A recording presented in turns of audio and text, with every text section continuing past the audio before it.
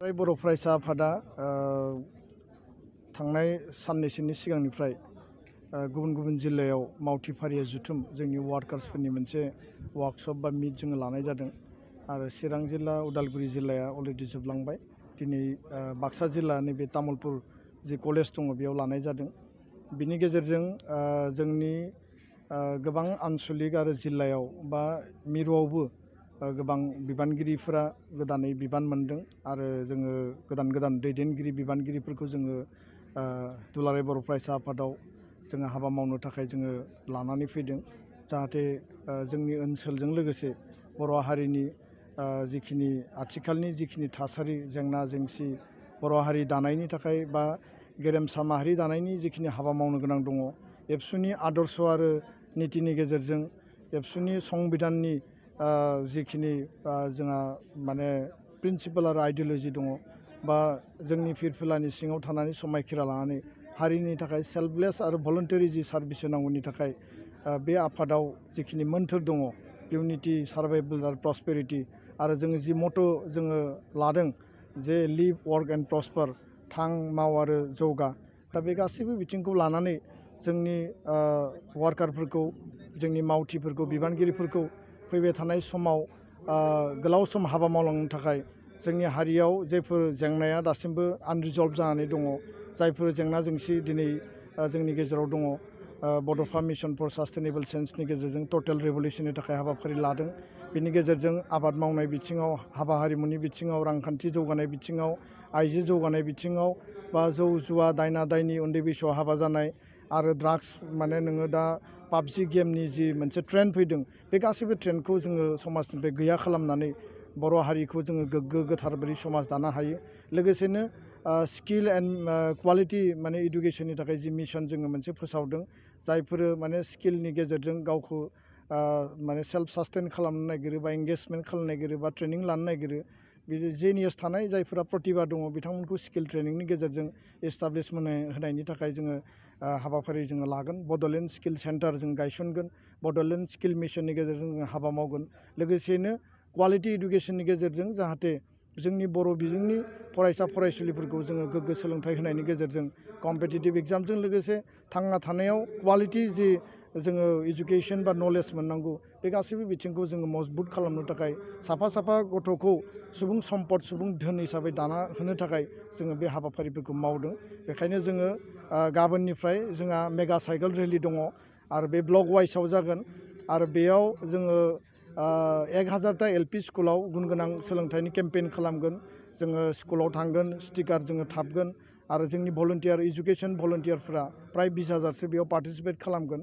अल अभार माने जिखिनि जोंहा हाबाफारि दङ आरो बेयाव जोंनि जि फ्लेग एबसुनि आरो क्वालिटि मिशननि जि माने फ्लेग आरो टफि लानानै इडुकेसन भलन्टियार्सफ्रा बाहागो लागोन। दा बेखायनो आं मिजिंथियो जे बेबायदि वार्कार्स मिटनि गेजेरजों मोनसे आफादखौ मजबुत खालामनायजों लोगोसे आफादा जिखिनि डिसिसन आरो पलिसि लायो बेखौ इमप्लिमेन्ट खालामनांगौनि थाखाय जायफोर जोंहा बिथिंफोर दङ, गोदान मावथिफोरखौ जोङो गाइड खालामनांगोन, बिथांमोनखौ वार्म आप खालामनांगोन, बिथांमोनखौ जोङो माने मटिभेट खालामनांगोन आरो बिनिनो मोनसे बे एक्सारसाइज आरो फैबाय थानाय समाव एबसुआ गोलाव सम हाबा मावलांनांगौनि थाखाय बर' हारिनि थाखाय निस्थाबानै जोङो हाबा मावनो गोनां जिखिनि बिथिं दङ, नैबेबायदि वार्कशपनि गेजेरजों जोङो थुलुंगा मोनगोन, बोलो मोनगोन, आं बेखौनो मिजिंथियो। गोजोन्थों।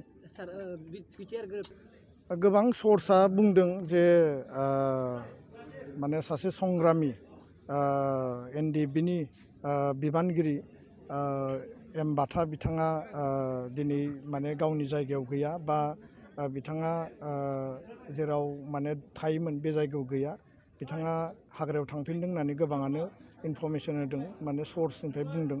दा बिथाङा आसलथे बहा दङ जों बेखौ मिथिया आरो बिथाङा मा उद्देश्यजों दिनै जोंनि जायगायाव गैया जानानै दङ बेखौबो जों मिथिया। नाथाय दुलाराय बर' फरायसा आफादनि सासे बिबानगिरि मावथि हिसाबै आङो खावलायगोन जे गोलाव सम बर' हारिया हाथियार सोमावसारनायनि गेजेरजों खेबसे BTC सुक्ति आरो BTR सुक्ति आरो बेयाव BLTनि हाथियारखौ सरकारनो गथायनायनि गेजेरजों बर' हारिया मोनसे गोदान सुक्ति मोनदोंमोन आरो दिनै NDBनि मोनब्रै हान्जाया दुलाराय बर' फरायसा आफाद UBP ज' लोगो नांनानै BTR सुक्तिनि गेजेरजों जों गोजोन मोनसे थासारि मोनबाय आरो बे सुक्तिनि गेजेरजों बर' हारिया थांना थानो हानाय माखासे अधिकार आरो दफाफोरखौ जों मोननो हाबाय आरो बे दफाफोरखौ जोङो इमप्लिमेन्ट खालामगासिनो दङ। बेबायदि समाव दिनै जोङो इउनिटिनि बाथ्रा बुंदों, दिनै पिसनि बाथ्रा बुंदों आरो बेबायदि समाव रिहेबिलिटेसननि थाखाय जों खामानि मावगासिनो दङ। दा एम बाथा बिथाङा जोंनि जायगायाव गैया बा बिथाङा हाग्रायाव थांफिनबाय बा बिथाङा हाथियार लानानै सोमावसारफिनसिगोन नामा, बे सोंलुफ्रा जोंनि गेजेराव फैदों। दा बेखायनो आङो खावलायो जे एम बाथा बिथाङा जेरावखि थाया मानो बर' रायजो राजाजों थानानै थांना थानायनि थाखाय, जौगाहोनांगौनि थाखाय बा गणतान्त्रिक प्रक्रियानि गेजेरजों जिहेतु सान्ति सुक्ति जाबाय, हाबा मावलांनांगौनि थाखाय बिथाङा फैफिननांगौ। आरो हाथियार लानानै जुदि सोमावसारनायनि गोदानै बाथ्रा सानदोंब्ला बेबायदिया भारत राष्ट्रआव माने माबा जे साक्सेसफुल जागोन आं बेबायदि नुवा। आरो जिहेतु बर' हारिनिफ्राय हाथियारखौ जों बिदाय होबाय, अस्त्र मुक्त मोनसे समाज जोङो गायसनबाय। दा बेखायनो गोदानै बर' हारियाव हाथियारनि जि कालचार बा हाथियार लानानै सोमावसारनायनि जि ट्रेन्ड बेखौ लाबोफिननाया बेयो माने राइट नङा होननानै आं सानो। दा बेखायनो एम बाथा बिथांखौ आङो खुथारै खावलायगोन जे बिथाङा गोख्रैनो फैफिननांगौ आरो मेइन स्ट्रिमाव जिहेतु फैबाय, मेइन स्ट्रिम रायजो राजाजों थांना थानायनि थाखाय, जौगालांनांगौनि थाखाय जिखिनि एकर्डनि दफायाव दङ बेखौ मावनांगौनि थाखाय बिथाङाबो दायित्व दङ, बिबान दङ। दा सासे दायित्वशील बिबानगिरि मावथि हिसाबै बिथाङा गोख्रैनो फैफिननायखौ आं लुबैयो। मानो होनोब्ला आइ.के. संबिजित जाय मोनसे समनि NDBSनि सासे दैदेनगिरिमोन, दिनै बिथाङा PDCK बानायनानै गोदानै आफाद दादोंमोन आरो दाख्लैबावै सारेन्डार खालामबाय। आरो दिनै भारत सरकार, आसाम सरकार आरो PDCKनि गेजेराव बा कार्बि आंलंआव थानाय मोनबा एक्सट्रिमिस्ट अर्गेनाइजेसनजों जों हम मिनिस्टारनि प्रेजेन्सआव, अमित शाहनि प्रेजेन्सआव दिनै डिफुआव मोनसे सान्ति सुक्ति जागोन, पिस एकर्ड। आरो गासैबो सा सानजा भारतनि रिभलिउसनारि ग्रुप्सफ्रा फैजोब्बाय बा नोङो अल इन्डियाआव बेबायदि थासारिया दिनै खमायबोबाय।